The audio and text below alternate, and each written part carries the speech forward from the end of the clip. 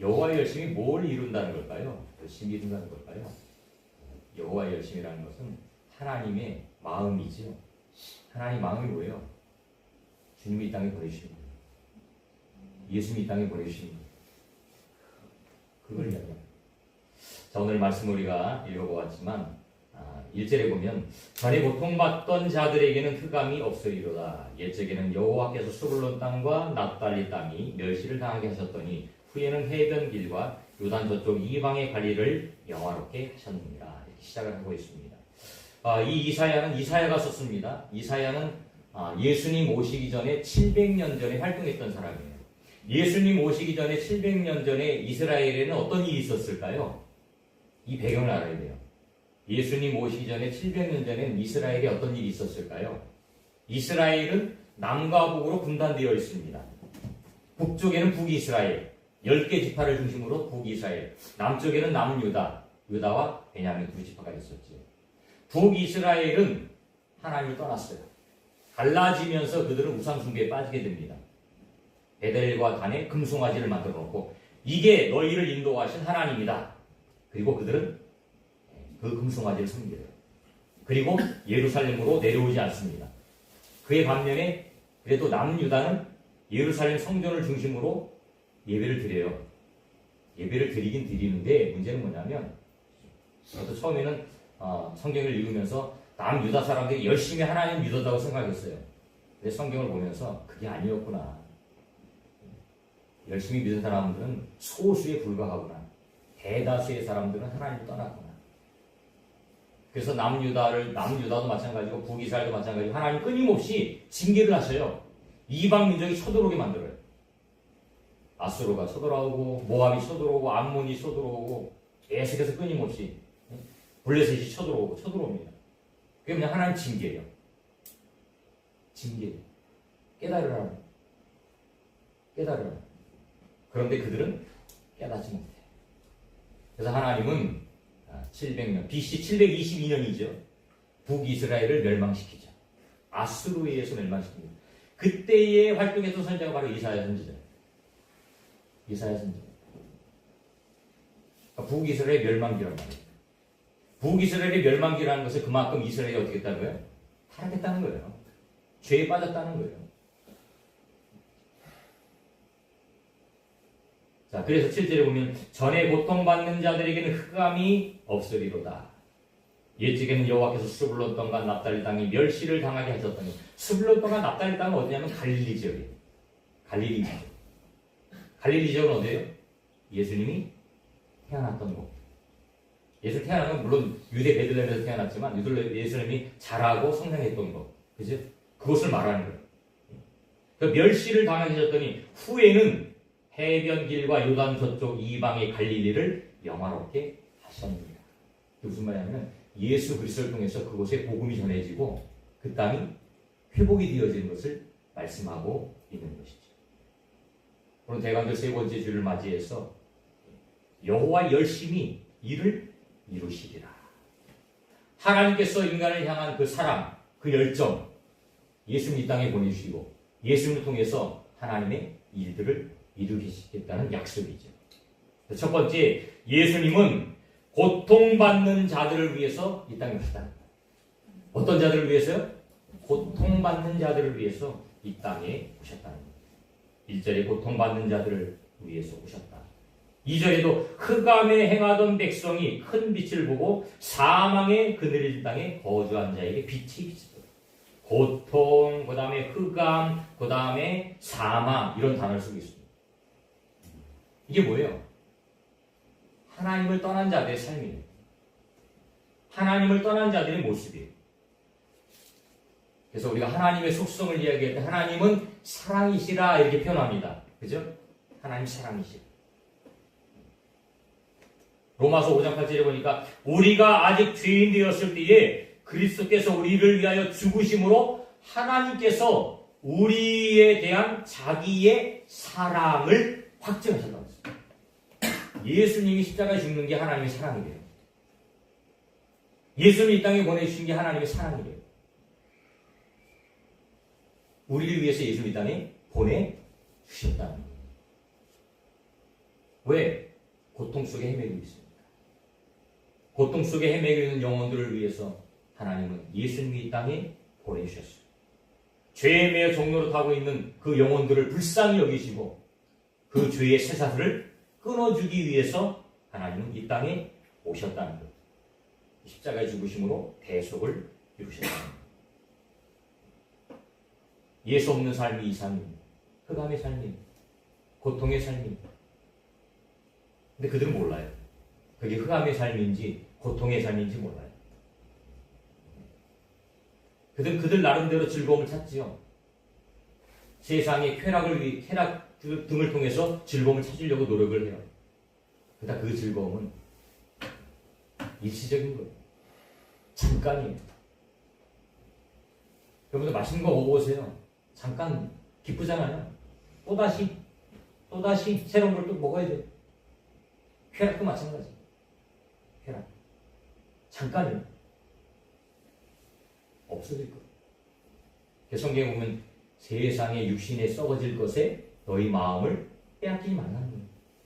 근데 예수 그리스도가 없는 사람들은, 하나님의 마음속에 없는 사람들은 세상의 즐거움에 빼앗겨버려요. 마음을 빼앗겨버립니다. 그래서 결코 영원한 즐거움이 될 수 없어요. 일시적이에요. 또 새로운 걸 찾는 거예요. 예수께서 새로운 걸 찾는 거예요.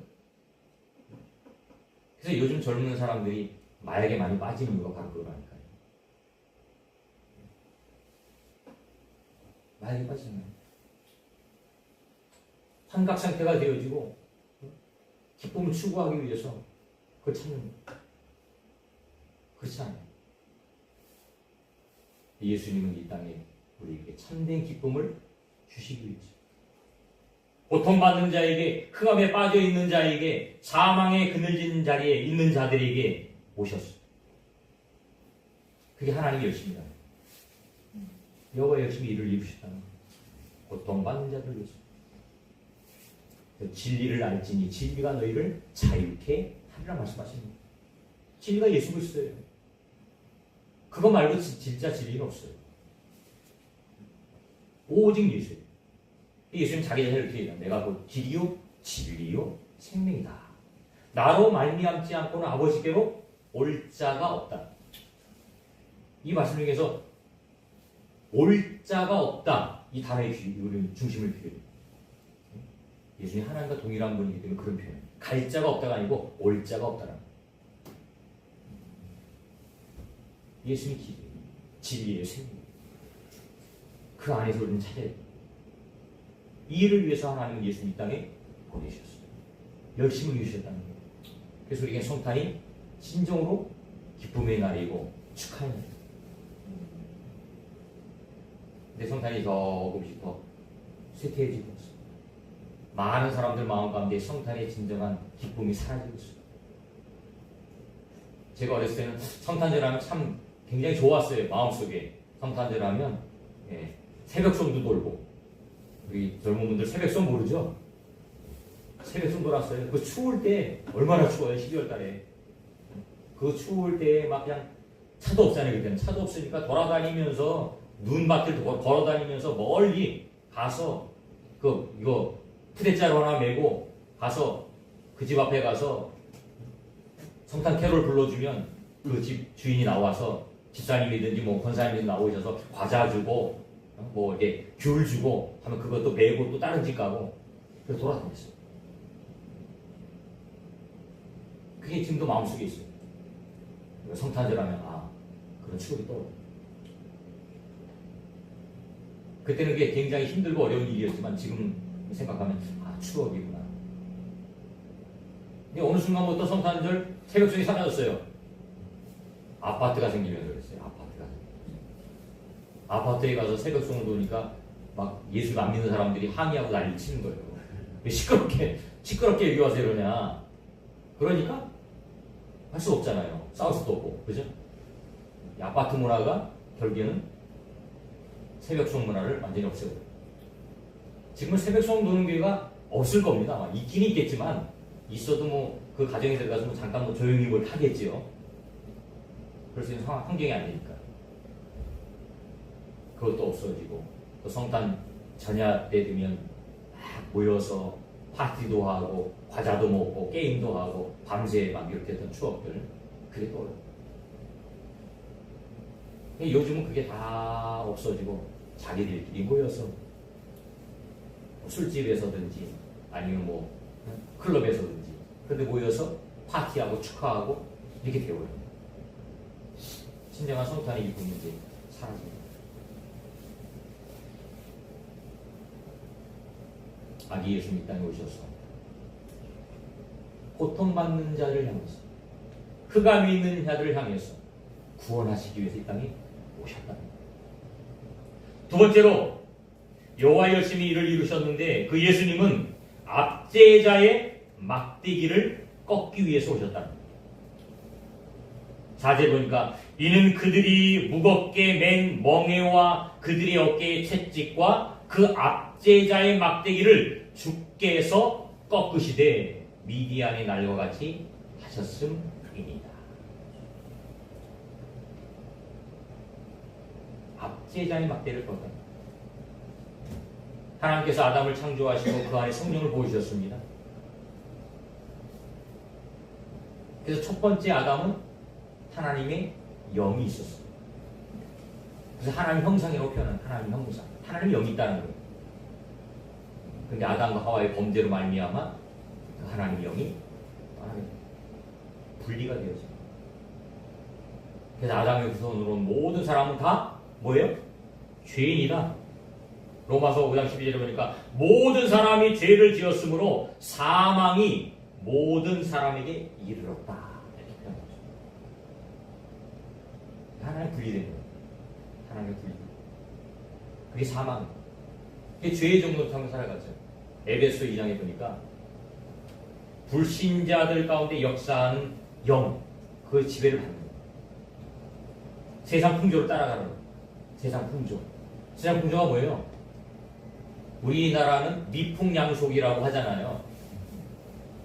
동지섣달이 되면 뭐예요? 팥죽 먹죠? 팥죽 왜 드시는 거예요? 맛있어서 드시는 거예요? 팥죽에 먹는 의미를 알아야 돼요. 귀신 쫀다고 먹는 거예요. 제가 어렸을 때 초상집에 갔다 오면 우리 아버지가 뒤돌아오고 송을 뿌렸어요. 여러분들 그런 거 경험했는지 안 했는지 모르겠지만 옛날에 초상집에 갔다 오면 소금 뿌렸어요. 왜? 귀신 붙지 말라고. 죽으면 귀신이 된다라고 생각했기 때문에 그 귀신들 들어오지 못하게 하려고 그렇게 했어요. 그뿐만 아니고 여러 가지 많이 있잖아요. 그게 미풍양속이에요. 우리나라 따지면. 그게 다 뭐 하는 거예요? 귀신 섬기는 거예요. 우상 숭배하는 거예요. 그것도 모르고 그냥 그런가 보다. 우리나라에 대대로 내려오는 거니까 해도 되는구나 라고 생각한다는 거예요. 아니에요. 의미를 알아요. 의미를 알고 할 거는 하고 하지 말 건 하지 말아야 돼요. 남들이 하니까 나도 해야지 이게 아니에요. 그래서 중요한 게 뭐냐? 우리는 믿음의 눈이 열려요. 영적인 눈이 열려야 그게 보이는 거예요. 세상의 미풍양속이 보이는 거예요. 제가 젊은 사람들에게 누누이 얘기하지만 동성애 그게 요즘 아주 풍조예요. 세상의 유행이에요. 그게 잘못된 거잖아요. 성경에 위반되는 거잖아요.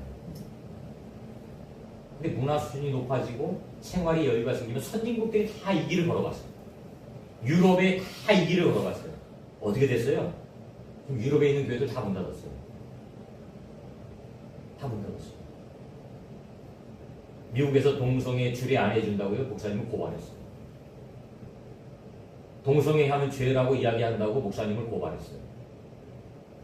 이런 상황이 우리나라에도 머지않아 온다니까요.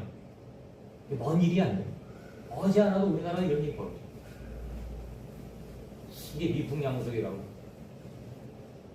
얼마 전에 이태원에서 몇 년 전에 많은 사람들이 죽었잖아요.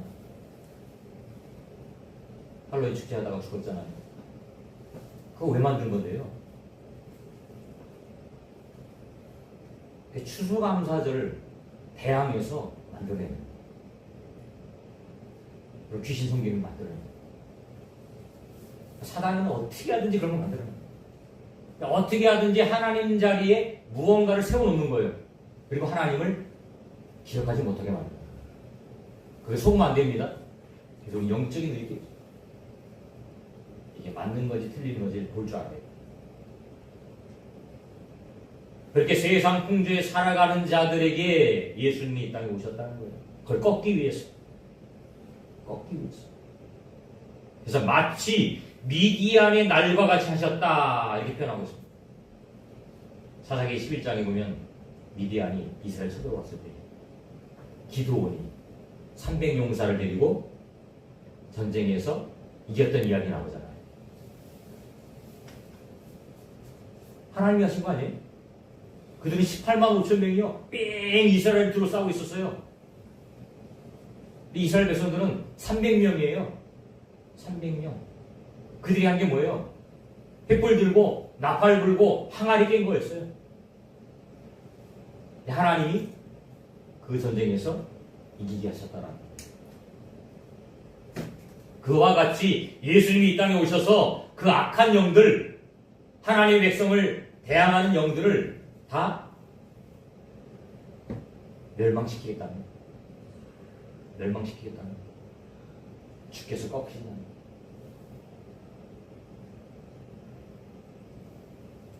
저도 그렇고 여러분도 그렇고 우리 안에는 죄성이 가득해서요. 항상 죄를 짓기 위해서 준비하고 있어. 스탠바이 하고 있어. 이것을 꺾을 수 있는 방법은 오직 하나. 내 안에 성령이 충만해. 내 안에 성령이 충만하지 않으면 이길 수가 없어. 에베소 5장에 보니까 음행과 온갖 더러운 것과 탐욕이 너희 중에 가득하다. 우리가 깨끗한 척하고 거룩한 척하지만 목사님 저도 마찬가지예요. 깨끗한 척하고 거룩한 척하지만 제 안에는요 온갖 못된 것들이 가득 차 있어요. 이것을 누를 수 있는 것은 내 안에 성령이 충만함밖에 없다는 거예요. 이게 충만하지 않으면 누를 수가 없어요. 이길 수가 없어요. 이런 자들은 하나님의 나라를 기업을 얻지 못한대요.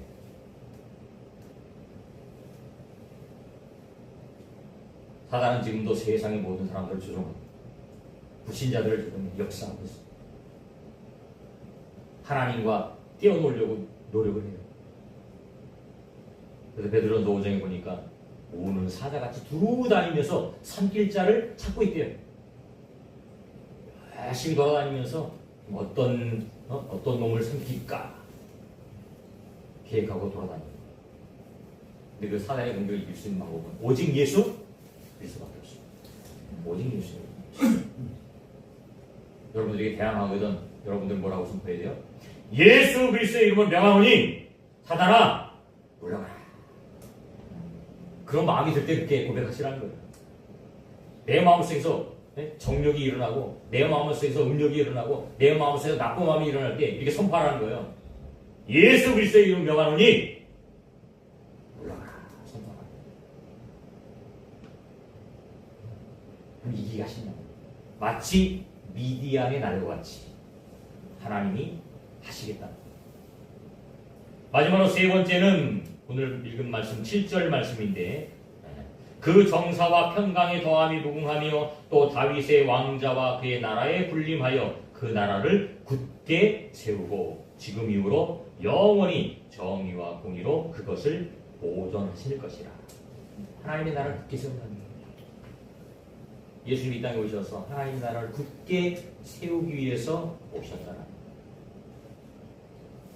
하나님이 열심히 일을 이루실 것이라는 거죠. 하나님이 이 우주 만물을 창조하셨습니다. 그리고 통치하셔요. 통치하셔요.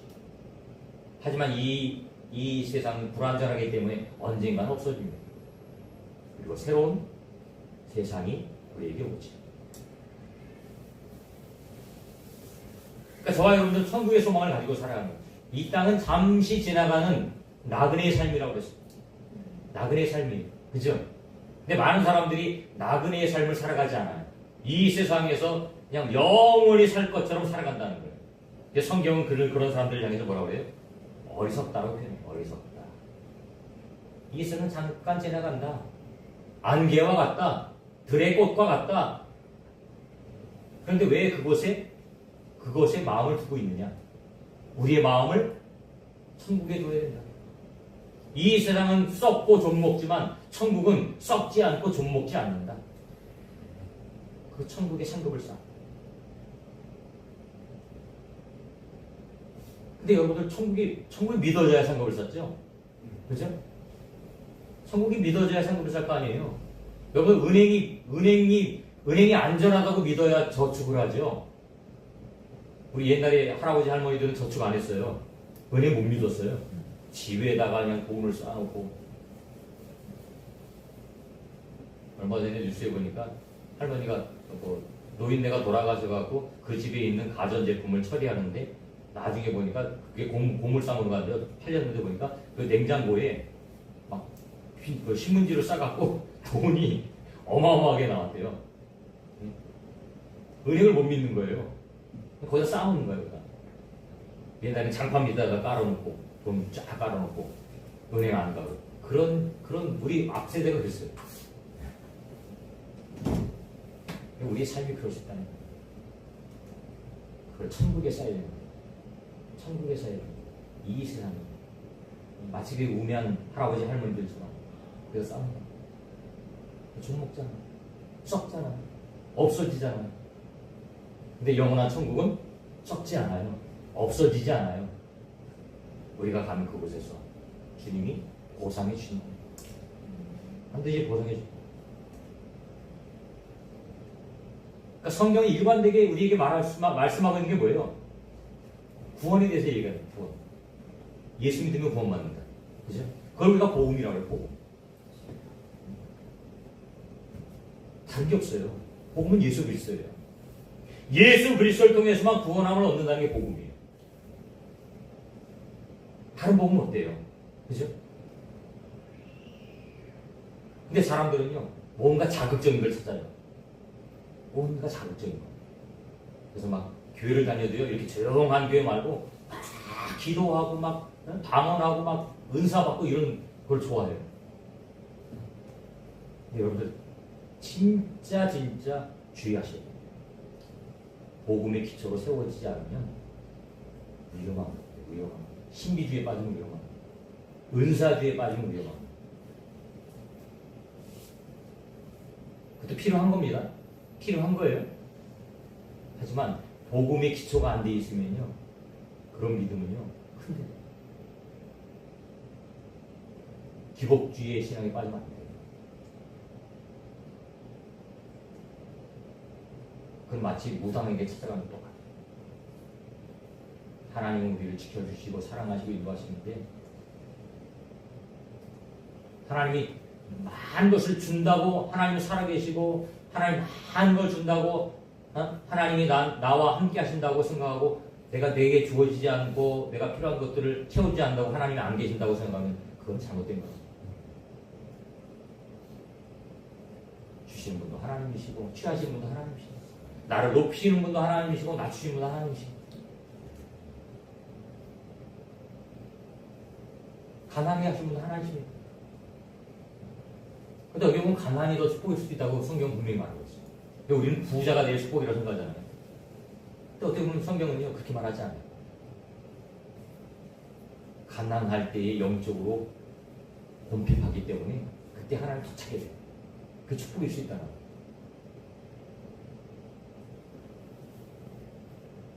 저와 여러분들이 이 땅에 살아가면서 하나님의 말씀을 받은 자예요. 복음의 비밀을 깨달았다면 이 복음의 비밀을 내 마음속에 잘 간직하고 이 복음의 비밀을 많은 사람들에게 이제 전파하는 삶을 살아야 됩니다. 이게 성탄의 진정한 의미죠. 내 안에 있는 그 예수 그리스도가 이제는 다른 사람들에게 전해집니다. 이 사명을 위해서 저와 여러분들을 불러주시고 저와 여러분들을 복음을 깨닫게 하시고 이제는 진리를 깨닫게 하는 거예요. 진리가 우리를 자유케 한대요. 자유케 한대요. 우리 예수 그리스도 안에서 자유함을 얻는 거예요. 그래서 아까도 말씀드렸지만요, 이사 가는데 날 받아갖고 이사해요? 그건 자유가 없는 거예요. 얽매이는 거예요. 산에 갔는데 절이라는 데가 있어요. 절. 어떤 사람은 산에 갔는데 절에 또 안 가는 목사님들도 있어요. 성도님들도 있고. 가야 돼요, 안 가야 돼요? 뭐라고 대답할지 모르겠죠. 가도 되고 안 가도 되고. 이게 복음이 없으면 눌리는 거예요. 복음이 없으면 눌리는 거예요. 난 교회 다니는데 저를 가야 되나 말이야. 복음이 없으면 눌리는 거예요. 바울이 말했잖아. 우상 숭배에 드린 제물을 먹어야 돼요, 말아야 돼요? 먹어도 돼요. 하나님이 주신 거니까, 그죠? 그런데 믿지 않는 사람, 연약한 믿음을 가진 사람은 그것을 보면서 시험에 들 수 있어요, 이게. 네? 저한테 누가 고사 지내고 떡을 가졌단 말이에요. 그럼 저는 먹어요. 하나님 주신 떡이니까 먹는단 말이에요. 근데 어떤 집사님이 보고, 목사님 저거 고사 지낸 떡인데 먹네? 시험에 들 수 있어요. 그럼 그분을 위해서 안 먹는 게 덕이 되는 거지. 그분 때문에 하는 거예요. 그게 둘입니다. 근데 복음이 없으면 이게 헷갈려요. 복음이 없으면 헷갈려요. 우리 모두가 복음 안에서 잘 누리고, 이제 저와 여러분들 이 땅에 살아가면서 우리를 세웠어요. 일꾼으로 세웠어요. 복음의 전파자로 세웠어요. 저는 여러분 모두가 예수님 잘 믿고 예수 안에서 진짜 누림의 삶을 살았으면 좋겠어요. 누림의 삶을 살았으면 좋겠어요. 신앙생활이 기쁨이 돼야 돼요. 신앙생활이 눌림이 돼요. 진짜 불행합니다. 누리면서 하나님 앞에 나와 예배하는 게 참 감사합니다. 찬양할 수 있다는 게 감사합니다. 봉사하고 헌신할 수 있다는 게 감사합니다. 이 감사가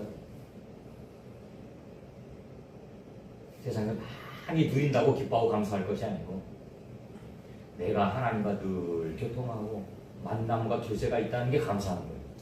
그래서 저는 늘 기도하는 제 기도 제목이에요. 하나님, 제가 죽을 때까지 하나님 잊어버리지 않고 하나님과 교통하는 삶을 살게 해주세요. 또한 목사로 세워주셨는데 제가 건강해서 주님 말씀을 잘 전파할 수 있도록 은혜를 베풀어 주세요.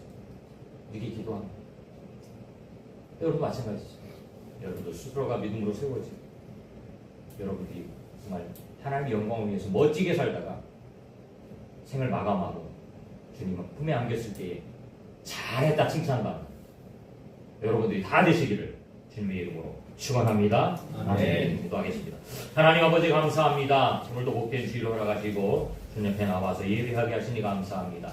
성탄의 기쁨을 나누기를 원합니다. 이 땅에 우리 모든 죄를 대속하기 위해서 오신 그 아기 예수님, 하나님의 열심을 이루기 위해서 이 땅에 오신 그 아기 예수님을 축하하고 기뻐하기를 원합니다. 우리 모든 성도들이 이 일에 동참하게 하시고 하나님의 열심을 이룰 수 있는 우리 모두가 다 되어지게 하옵소서. 우리를 통하여 믿지 않는 영혼들이 주께로 돌아오게 하시고 우리와 같이 진정한 성탄의 기쁨을 누리며 살아갈 수 있는 그런 믿음으로 성장되어 주시도록 은혜 위에 은혜를 더하여 주옵소서. 예수님의 이름으로 기도드리옵나이다. 아멘. 우리 찬송가 50장 찬양하면서 준비하신 인물 복원합니다.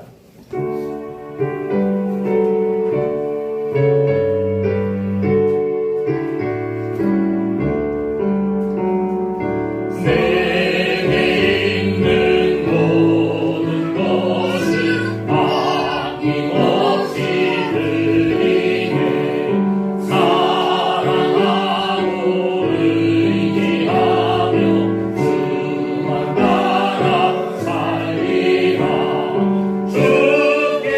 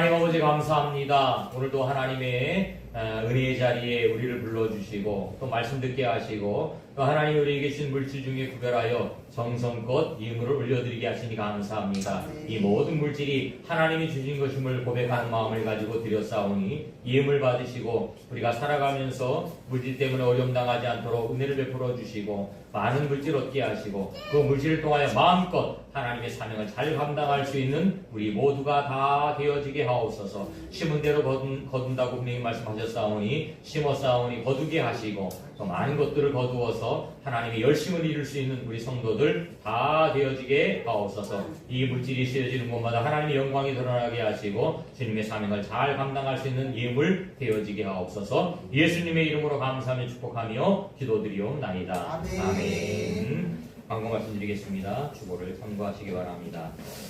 아까도 기도했던 것처럼 나라의 안정을 위해서 기도해 주시기 바랍니다. 이런 대통령의 지도자 한 명의 잘못으로 인해서 수많은 사람들이 어려움을 겪고 있잖아요. 지금 외국 사람들이 우리나라에 여행을 안 옵니다. 비상경을 선포하는데 오겠어요? 어떻게 나라가 될지 모르는데. 뿐만 아니고 식당들이 장사가 안 된대요. 연말연시 지금 뭐 회식도 해야 되고 막 이럴 때인데 완전히 끊겨버리고 또 우리나라 국내 여행도 마찬가지고 안 되고 또 뭐 경제도 마찬가지고 문화예술 여러 가지 면에서 다 지금 어려움을 당하고 있습니다. 어쨌든 어저께 뭐 탄핵이 이제 결정이 되어서 헌재로 넘어갔지만 조속한 시일 내에 잘 정리가 되고 결정이 되어질 수 있도록 기도해 주시고 저도 그래서 우리가 기도해야 되는 목적이고 이유가 뭐예요? 좋은 지도자가 세워져야 돼요. 저는 뭐 일단 제가 뭐 여당이든 야당이든 뽑히면 그 사람을 위해서 기도는 하는데 지금 보세요. 2년 7개월 만에 벌써 이런 일이 벌어지잖아요. 참 다음에는 이런 일이 없도록 좋은 지도자가 세워질 수 있도록 여러분들이 기도해 주시고 저는 무엇보다도 예수 믿는 사람들이 세워졌으면 좋겠는데 이윤석열 대통령은 옛날에 중학교 고등학교 다닐 때 자기가 뭐 목사가 된다고 소원됐던 사람이래요. 그런데 하는 짓을 보면 무속에 빠져갖고 막 그렇게 하는 거 보면 참 안타깝다라는 생각을 많이 했는데 결국엔 이런 일이 벌어지고 말았습니다. 어쨌든 뭐 끝난 일에 대해서 우리가 뭐 왈가왈부 할 필요는 없지만 어쨌든 안정되게 잘 나라가 안정될 수 있도록 하시고 이제 탄핵이 되어지고 이제 헌재에서 결정이 되어지면 대통령을 뽑아야 되잖아요. 그죠? 좋은 대통령 뽑힐 수 있도록 여러분 기도하셔요. 지금부터 기도하셔서 우리나라가 경제는 세계 10위권인데 정치는 완전히 후진국이에요. 완전히 후진국이에요. 너무 진짜 수준 이하의 정치인들이 많아요. 정치 좀 격이 높아질 수 있도록 기도해 주시기 바랍니다. 우리 토요일마다 전도를 하고 있습니다. 어저께 전도를 했는데 전도를 통해서 영혼들 구원될 수 있도록 기도해 주시고 또 한 주간도 믿음으로 승리하시고 다음 주에도 건강한 모습으로 만나 뵙길 소망합니다.